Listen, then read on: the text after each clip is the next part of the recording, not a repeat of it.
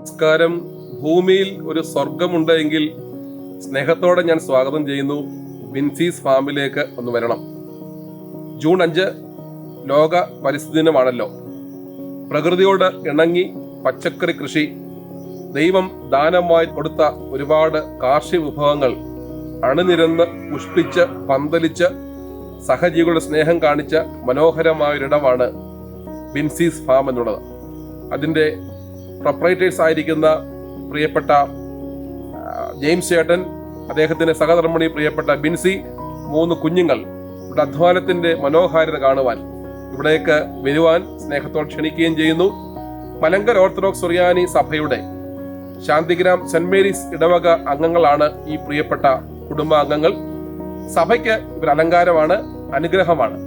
സമൂഹത്തോട് ഏറെ സ്നേഹത്തോടെ കഴിയുന്ന കുടുംബം, മണ്ണിനോട് മല്ലടിച്ച് അധ്വാനിക്കുന്ന കുടുംബം. പ്രകൃതിയുടെ എല്ലാ വിഭവങ്ങളും ഇവിടെ കാണുവാൻ നമുക്ക് കഴിയും. സ്നേഹത്തോടെ ഈ സ്വർഗ്ഗക്കൂട്ടിലേക്ക് നിങ്ങളെ സ്വാഗതം ചെയ്യുന്നു. മലങ്കര ഓർത്തഡോക്സ് സുറിയാനി സഭയുടെ കാതോലിക്കേറ്റ് ഓൺലൈൻ മീഡിയയിലൂടെ പരിചയപ്പെടുത്തുന്ന ഈ കുടുംബത്തെ വളരെ സ്നേഹത്തോടു കൂടെ സ്വാഗതം ചെയ്യുന്നു.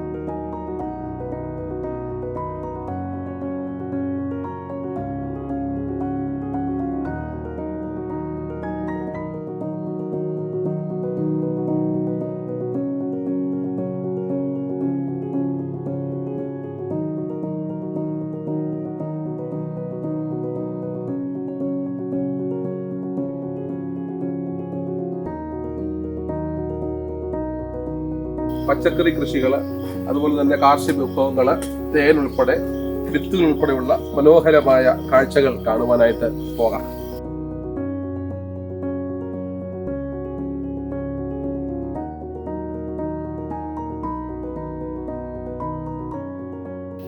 നമ്മളുടെ തോട്ടത്തില് ഒരുവിധം എല്ലാ പച്ചക്കറികളും ഉണ്ട്. പച്ചക്കറികൾ എന്ന് പറയുമ്പോൾ നമ്മൾ കൂടുതലും ശീതകാല പച്ചക്കറികളാണ് കേട്ടോ കൂടുതലായിട്ട് ചെയ്യാറുള്ളത്. കാരണം നമ്മളുടെ പച്ചക്കറികളൊക്കെ കൂടുതലും നമ്മൾ ഇടുക്കിക്ക് പുറത്തോട്ടായതുകൊണ്ടും ഞാൻ ഇടുക്കിയിലാണ് താമസമായതുകൊണ്ടും ശീതകാല പച്ചക്കറികൾക്ക് നല്ല കാലാവസ്ഥയുള്ള ഒരു പ്രദേശമാണ്. അതുമാത്രമല്ല, നമ്മളുടെ പച്ചക്കറികൾ പുറത്തേക്ക് പോകുമ്പോൾ അവിടെ നമുക്കൊരു കോമ്പറ്റീഷൻ വരാതിരിക്കാൻ വേണ്ടിയിട്ട് ഞാൻ എപ്പോഴും ശ്രദ്ധിക്കാറുണ്ട്. അതായത് മറ്റുള്ളവർ ചെയ്യാത്ത പച്ചക്കറികൾ കൂടുതലും നമ്മൾ ചെയ്യാൻ ശ്രമിക്കും. അതിൻ്റെ ഒരു വിപണന സാധ്യത കൂടുതലായിട്ട് കണ്ടുകൊണ്ടാണ് നമ്മൾ അങ്ങനെ ചെയ്യുന്നത്. അത് മാത്രമല്ല, നമുക്കിപ്പോൾ ഒരു 14,000 കാടയുണ്ട്. അതുപോലെ തന്നെ നമുക്ക് ഒരു നാടൻ പശുവും കുഞ്ഞും അങ്ങനെയുണ്ട്.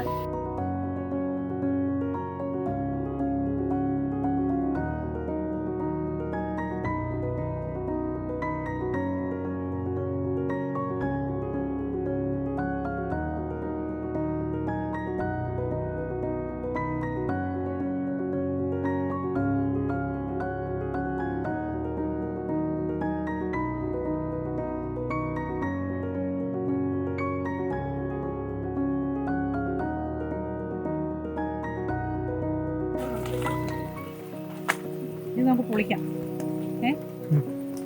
പൊളിക്കട്ടെ. ഇത് വെറുതെ കടിച്ചു തിന്നാട്ട് അച്ഛനെ കൊടുക്കാം. പക്ഷെ അത് കഴിക്കട്ടെ, കഴിച്ച് കാണി.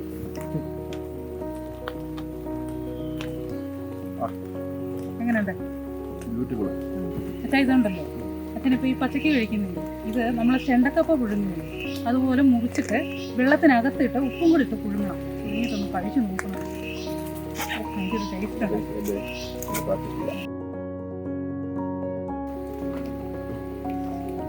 നല്ല കപ്പ കൊടുക്കണല്ലേ?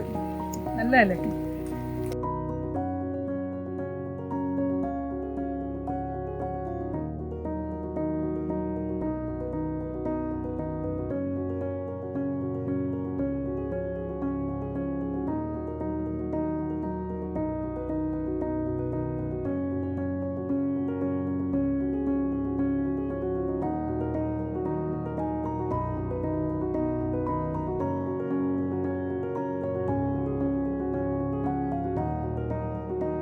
നമുക്ക് കായ എടുക്കാനായ കായ എന്ന് പറഞ്ഞാൽ ഇങ്ങനത്തെ ഈ അടിക്ക വരുന്നതാണ് അടിക്കായ. ഇത് മൂത്തത്. അതിൻ്റെ മുകളിലോട്ടുള്ള ഓരോ പിഞ്ചും ഇങ്ങനെ വിരിഞ്ഞ് വരുന്നത് പിഞ്ചായതില്ല. അപ്പോൾ ഇപ്പോൾ എടുക്കാനായി ഈ 2 കായ മാത്രമേ ഉള്ളൂ. ഇതൊക്കെ പിഞ്ച് പിടിച്ച് വരുന്നുള്ളൂ. ഇവിടെ ഉള്ളത് ഒരുപാട് കൃഷികളുണ്ട് കേട്ടോ. അതിൻ്റെ കൂടെ നമ്മൾ ഏറ്റവും മെയിനായിട്ട് കരുതുന്നത് നമ്മളുടെ കുക്കുംബർ കൃഷിയാണ്, അതുപോലെ തന്നെ തക്കാളി, അതുപോലെ തന്നെ ഏറ്റവും മെയിനായിട്ട് നമ്മൾ കാണുന്ന ഒരു കൃഷിയാണ് കെയിൽ. കാരണം കെയിൽ എന്ന കൃഷി, കെയിൽ ചീരയുടെ കൃഷിയെ എനിക്ക് തോന്നുന്നു കേരളത്തിലൊരു വാണിജ്യ അടിസ്ഥാനത്തിൽ ആദ്യമായിട്ട് ചെയ്തത് നമ്മളായിരിക്കും. അത് മാത്രമല്ല, ഇത് ആദ്യമൊന്നും ആർക്കും അറിയത്തില്ലായിരുന്നു ഇതെന്താണ് സംഭവം എന്നുള്ളത്. പക്ഷേ ഒരു പ്രാവശ്യം ഇത് മേടിച്ച് കഴിക്കുന്നവർ പിന്നെ അവരത് കഴിക്കാതിരിക്കുകയില്ല. അതുകൊണ്ട് തന്നെ നമ്മുടെ കെയിൽ കൃഷിക്ക് നല്ല പ്രചാരവും കിട്ടി. നമ്മളുടെ ശീതകാല വിളകളുടെ കൂടെ തന്നെ നമ്മൾ ചെയ്യുന്ന ഒരു കൃഷിയാണ് കെയിൽ കൃഷി. ഇതിന് പൂവോ കായോ ഒന്നും ഉണ്ടാവത്തില്ല, ഇതിൻ്റെ ഇലയാണ് നമ്മൾ ഉപയോഗിക്കുന്നത്. അതുകൊണ്ട് തന്നെ ഒരുപാട് പേരുടെ ഒരു സംശയമാണ് ഇത് തണുപ്പുള്ള സ്ഥലത്ത് മാത്രമേ ഉണ്ടാവത്തുള്ളൂ എന്നുള്ളത്. അല്ല, എല്ലാ സ്ഥലത്തും ഈ കെയിൽ ഉണ്ടാവും കേട്ടോ. ഏത് കാലാവസ്ഥയായാലും കുഴപ്പമില്ല, കാരണം ഇതൊരു ലീഫി വെജിറ്റബിൾ ആണ്. ഇതിൽ പൂവോ കായോ ഉണ്ടാകുന്നില്ലാത്തത് കൊണ്ട് തന്നെ ഇല മാത്രമേ ഉണ്ടാകുന്നുള്ളൂ. അപ്പോൾ അതുകൊണ്ട് തന്നെ എല്ലാ സ്ഥലത്തും ഉപയോഗിക്കാം. ഈ കെയിലിൻ്റെ ഇലയെക്കുറിച്ച് കെയിൽ KALE എന്നുള്ളത് നമ്മുടെ ഗൂഗിളിൽ വെറുതെ ഒന്ന് സെർച്ച് ചെയ്താൽ മതി. ഇതിൻ്റെ ഗുണങ്ങളെല്ലാം അറിയാൻ പറ്റും. നമ്മൾ ഞെട്ടിപ്പോകും കേട്ടോ ഇതിൻ്റെ ഗുണങ്ങൾ അറിഞ്ഞാൽ. ആദ്യം തുടങ്ങിയതിലും കൂടുതലും നമുക്ക് ചെയ്യേണ്ട ആവശ്യകതയും വന്നുകൊണ്ടിരിക്കുന്നുണ്ട്, ആവശ്യക്കാർ കൂടുതലായതുകൊണ്ട്. പിന്നെ നമ്മളുടെ കൃഷി ക്യാബേജ്, കോളിഫ്ലവർ അങ്ങനെയുള്ള ശീതകാല കൃഷികളെല്ലാം തന്നെ നമ്മൾ ചെയ്യുന്നുണ്ട്.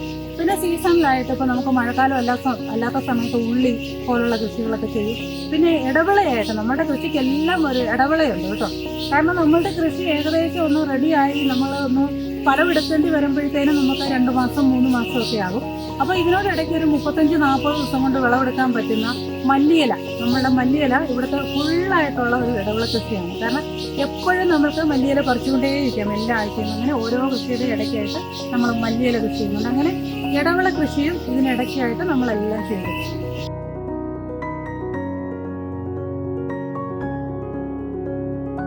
ഇത്രയും നാൾ നമുക്ക് പച്ചക്കറി കൃഷി മാത്രമേ ഉണ്ടായിരുന്നുള്ളൂ. കാരണം നമുക്ക് സ്വന്തമായിട്ട് സ്ഥലം ഉണ്ടായിരുന്നില്ല.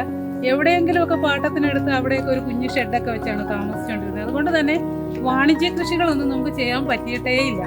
അപ്പോൾ ഇവിടെ നമ്മൾ സ്വന്തമായിട്ട് മേടിച്ച സ്ഥലത്ത് നമുക്ക് വാണിജ്യ കൃഷികളെല്ലാം തന്നെയുണ്ട് കേട്ടോ. കുരുമുളക് ഇവിടെ നമ്മളൊരു മെയിനായിട്ട് ചെയ്യുന്ന ഒരു കൃഷിയാണ്.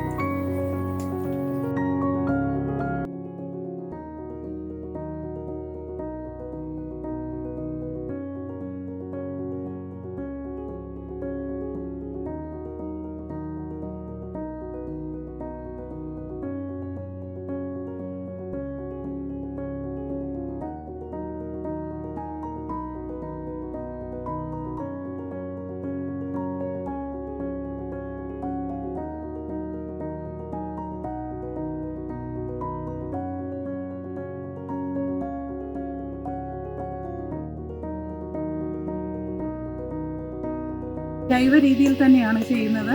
നമ്മളിവിടെ കാടകയെ വളർത്തുന്നത് കൊണ്ട്, നാടൻ പശുവിനെയും വളർത്തുന്നത് കൊണ്ട് തന്നെ അതിൻ്റെ കാഷ്ടങ്ങളെല്ലാം നമുക്ക് വളമായിട്ട് തന്നെ എടുക്കാം. അതുപോലെ തന്നെ ജൈവ കീടനാശിനികളാണ് കൂടുതലും ഉപയോഗിക്കുന്നത്. പിന്നെ ഒരുപാട് ജൈവ രീതിയിൽ കൃഷി ചെയ്യുന്നത് കൊണ്ട് ഒരുപാട് നഷ്ടം എന്ന് എനിക്ക് പറയാൻ സാധിക്കില്ല. കാരണം എനിക്ക് എൻ്റെ പച്ചക്കറികൾക്ക് മാർക്കറ്റ് ഉള്ളത് കൊണ്ട് തന്നെ നല്ല വിലയ്ക്ക് എനിക്കത് വിറ്റഴിക്കാൻ പറ്റുന്നത് കൊണ്ട് ജൈവ കൃഷി എനിക്ക് ലാഭകരമാണ്. കൃഷി രീതികൾ എപ്പോഴും ഹൈടെക് ആയിട്ട് തന്നെയാണ് നമ്മൾ ചെയ്യുന്നത്. കാരണം ഇനിയുള്ള സാഹചര്യങ്ങളിൽ നമുക്ക് കുറച്ച് കൂടുതൽ, കാരണം പണിക്കാരെ കിട്ടാനുള്ള ലഭ്യതക്കുറവുണ്ട്. അപ്പോൾ അങ്ങനെയൊക്കെ വരുമ്പോൾ നമ്മൾ കള കയറാതെയൊക്കെ സൂക്ഷിക്കേണ്ടതുണ്ട്. അതുകൊണ്ട് തന്നെ നമ്മളുടെ വെള്ളത്തിൻ്റെ സംവിധാനവും അതുപോലെ തന്നെ കൃഷിയിടത്തിൻ്റെ സംവിധാനവും എല്ലാം ഹൈടെക് രീതിയിലാണ്.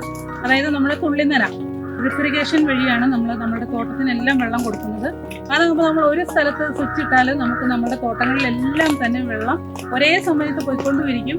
അതുമാത്രമല്ല, ചെടിക്ക് ആവശ്യത്തിനുള്ള വെള്ളം മാത്രം നമുക്ക് ഉപയോഗപ്പെടുത്താനും പറ്റും. നമ്മൾ ഓസ് കൊണ്ട് അടിച്ച് ഒരുപാട് വേസ്റ്റായി പോകുന്നത് പോലെ പോവുകയില്ല. അതുപോലെ തന്നെ നമ്മുടെ കൃഷി രീതികളൊക്കെ മൾച്ചിങ് കൃഷി രീതികളാണ്.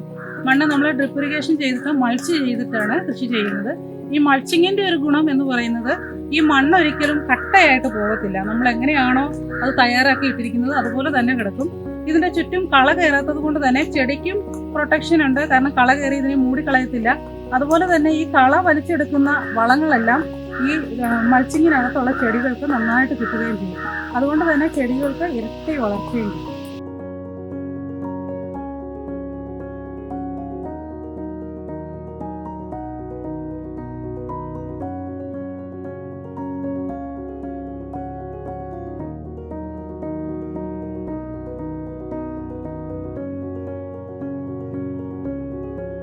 നമ്മൾ കൃഷി തുടങ്ങിയ കാലം മുതൽ തന്നെ നമുക്കൊരു ചെറിയ ഒരു വിത്ത് വിൽപ്പനയും കൂടെ ഉണ്ടായിരുന്നു കേട്ടോ. ശരിക്കും പറഞ്ഞാൽ എന്നെ ഒരു കൃഷിക്കാരിയാക്കി ഇത്രയും വർഷം നിലനിർത്തിയത് ശരിക്കും പറഞ്ഞാൽ ഈ വിത്തുകളാണെന്ന് തന്നെ പറയാം. കാരണം നമ്മുടെ കൃഷികൾ കണ്ടിട്ട് ഒരുപാട് പേര് അതിന്റെ വിത്തുകൾ ചോദിക്കാറുണ്ട്. അപ്പൊ നമ്മളിങ്ങനെ ചെറിയ പാക്കറ്റുകളാക്കി 20 രൂപയാണ് ഒരു പാക്കറ്റിന്റെ വില. അപ്പൊ ഇങ്ങനെ നമ്മൾ കൊടുക്കാറുണ്ട് കേട്ടോ. എനിക്ക് തോന്നുന്നു ഞാൻ എൻ്റെ കൃഷിയുടെ തുടക്കം മുതൽ തന്നെ ഞാൻ ഈ കാര്യം ചെയ്യാറുണ്ട്. അതുകൊണ്ട് തന്നെ ഒരുപാട് പ്രധാനപ്പെട്ട സംഭവങ്ങളിൽ അല്ലെങ്കിൽ എനിക്ക് ഒരുപാട് ബുദ്ധിമുട്ടുണ്ടായ സംഭവങ്ങളിലൊക്കെ ശരിക്കും പറഞ്ഞാൽ ഞങ്ങളെ തുണച്ചത് ഈ വിത്ത് വിൽപ്പനയായിരുന്നു കേട്ടോ. നമ്മളുടെ ഏലക്ക, അതുപോലെ കറുവപ്പട്ട കണ്ടോ, നമ്മളുടെ സ്വന്തം മരത്തിൽ നിന്ന് ചെത്തിയെടുക്കുന്നതാണ് കറുവപ്പട്ട. അതുപോലെ തന്നെ ഗ്രാമ്പുണ്ട്, കുരുമുളകുണ്ട്, ഇതെല്ലാം നമ്മൾ ഓൺലൈനായിട്ട് സെയിൽ ചെയ്യുന്നുണ്ട്. നമ്മൾ ഇതുവരെയും താമസിച്ചത് എല്ലാവർക്കും അറിയാമല്ലോ. നമ്മളൊരു പാട്ടത്തിനടുത്ത് പല പല സ്ഥലങ്ങളിലാണ് താമസിച്ചത്. കുഞ്ഞു ഷെഡൊക്കെ വെച്ച് അവിടെയൊക്കെയല്ലായിരുന്നു നമ്മൾ താമസിച്ചിട്ടുള്ളത്. സ്വന്തം സ്ഥലം അല്ലാത്തത് കൊണ്ട് തന്നെ നമുക്ക് ഒരുപാട് കാര്യങ്ങൾ ചെയ്യാൻ പറ്റാതെ പോയി. അതിൽ ഉൾപ്പെട്ട കാര്യങ്ങളാണ് പശു വളർത്തൽ, ആട് വളർത്തലൊക്കെ ആദ്യ കാലഘട്ടത്തിൽ ഉണ്ടായിരുന്നെങ്കിലും തുടർച്ചയായിട്ട് പാട്ടത്തിനടുത്ത് മാറേണ്ട സാഹചര്യം വന്നപ്പോൾ എല്ലാവരും നമുക്ക് പലപ്പോഴായിട്ട് വിറ്റ് കളയേണ്ടി വന്നു. ഇനിയും നമ്മൾ സ്വന്തമായിട്ടൊരു സ്ഥലത്ത് വന്നിരിക്കുകയാണ്. അപ്പം നമുക്കിനി ഒരുപാട് കാര്യങ്ങൾ ചെയ്യാനുണ്ട്. നമുക്കിതിനെ ഒരു വലിയൊരു ഹൈടെക് ഫാമായിട്ടും, അത് മാത്രമല്ല നിങ്ങൾ പല സ്ഥലത്തുനിന്ന് വരുന്നവർക്ക് ഇതൊക്കെ വന്ന് കാണാനും ഇത് പഠിക്കാനും അല്ലെങ്കിൽ ഇവിടെ വന്ന് ഒരു ദിവസം ഇത് എക്സ്പീരിയൻസ് ചെയ്യാനും ഒക്കെയുള്ള കാര്യങ്ങൾ നമുക്കിവിടെ ചെയ്യേണ്ടതുണ്ട്. അപ്പോൾ അതിൻ്റെയൊക്കെ പണികളിലാണ് നമ്മളിപ്പോൾ നടന്നുകൊണ്ടിരിക്കുന്നത്. എല്ലാ വിഭവങ്ങളുടെയും വിത്തുകളുണ്ട്. മാങ്ങയുണ്ട്, തേങ്ങയുണ്ട്, ചക്കയുണ്ട്, ചാമ്പങ്ങയുണ്ട്, പ്രാഷൻ ഫ്രൂട്ട് ഉണ്ട്, കുക്കുംബറുണ്ട്, വെള്ളരിയുണ്ട്, പടവലമുണ്ട്, പിന്നെന്ത് വെച്ചുള്ളത് പേരയ്ക്കുണ്ട്. മറ്റേ പേരെന്തായിരുന്നു? കെയില് നമ്മള് പ്രശസ്തമായ കെയില്, അതുപോലെ കപ്പളങ്ങ, എന്തെല്ലാം വിഭവങ്ങൾ, ചക്ക, പശു, കാട, ചോളം, എന്തെല്ലാം വിഭവങ്ങൾ. ഇങ്ങനെ ജാതിക്ക, പേരയ്ക്ക, സർവമാന വിഭവങ്ങൾ അടങ്ങിയ എന്ത് ബ്യൂട്ടിഫുൾ ആയിരിക്കുന്നു. കണ്ടിട്ട് കൊതി വരുന്നു.